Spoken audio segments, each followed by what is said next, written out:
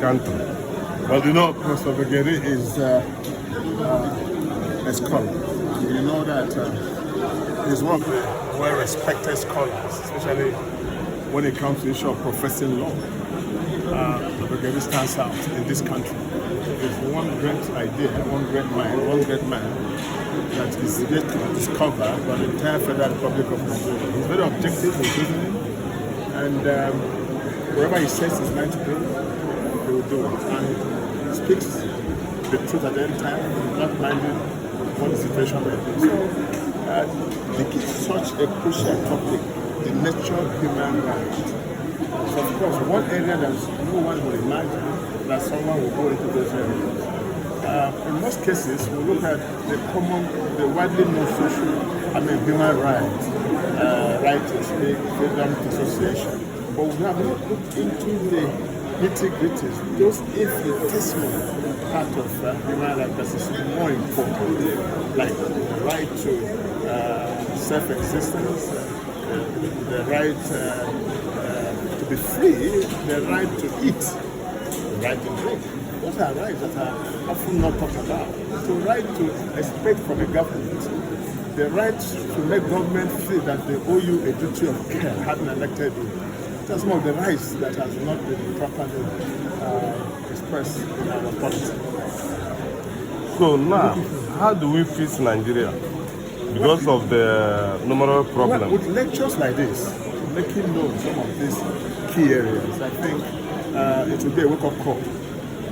So that if our generation does not get it right, the future generation of Nigeria will listen to lectures like this and improve on the system. We are hoping that Nigeria will be better, and Nigeria must be better. We have no reason better or great, but we have every reason to start thinking about the mindset of the people of Nigeria when I see the facts in issue. Okay. Thank you. Let me speak to you. I'm going to chamber. Question. I'm going to chamber. I ask you direct. Sir, you first camera. Prof, in your lecture this afternoon, you were very exact. You said Nigeria is not working.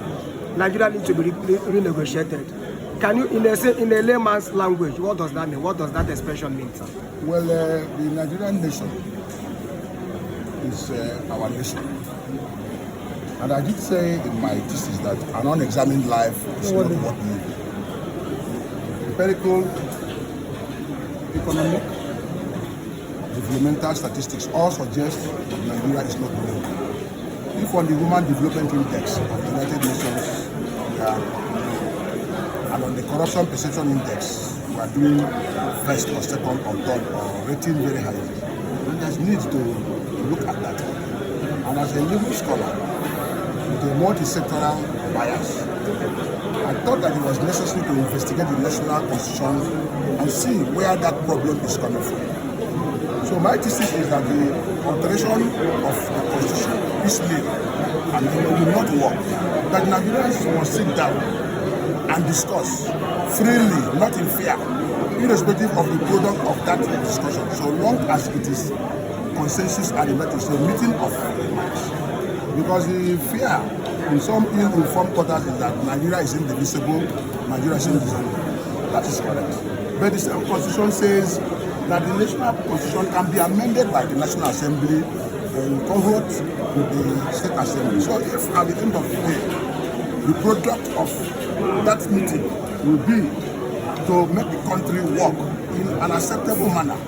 Because I gave an example. I said, why must a land matter, land that is coming from my village, that goes through the customary courts, land in Okibia, will go and appeal to the customary court of appeal in Owerri, go to the court of appeal, and still go to the court of Supreme Court in Abuja. To be decided by people who are judges, yes, they are justices, yes, but they don't know the nuances, the cultural milieu of landholding in my area.